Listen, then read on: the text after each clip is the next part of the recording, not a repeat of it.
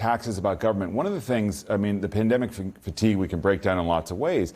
The government had a huge response and put a lot of money out into the economy, which did a lot of good. But there's a lot of people who say, okay, enough already. And when Joe Biden and Democrats come in and say, no, we want to basically re-engineer society around Build Back Better, which, by the way, they can't even get past. They couldn't do it the first time. They can't even agree among themselves. People look at this and go, you guys just don't have your act together. Yes. And you're just too liberal.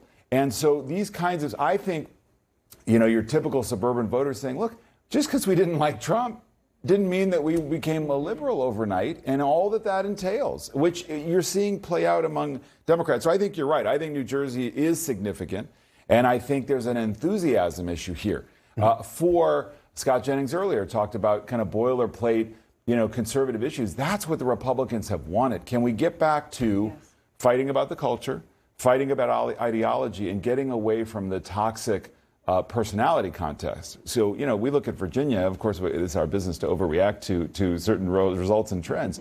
But, you know, Trump versus Biden in Virginia is a very different proposition than a new, you know, kind of upstart conservative guy, businessman running for governor there. It's so true, David. And what you said specifically about the bread and butter issues, that is a big through line in Virginia and New Jersey. Mm-hmm. Taxes. I mean, education is part of that, what happens to your children. But all of those issues are, you know, are the way I call it normal Republicans, right. The Republicans that we used to cover, and that all of us used to cover pre-Trump.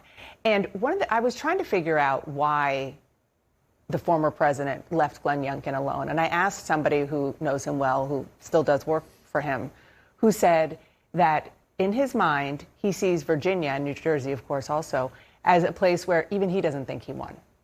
So the expectation that he has for Republicans to have fealty in these places are lower.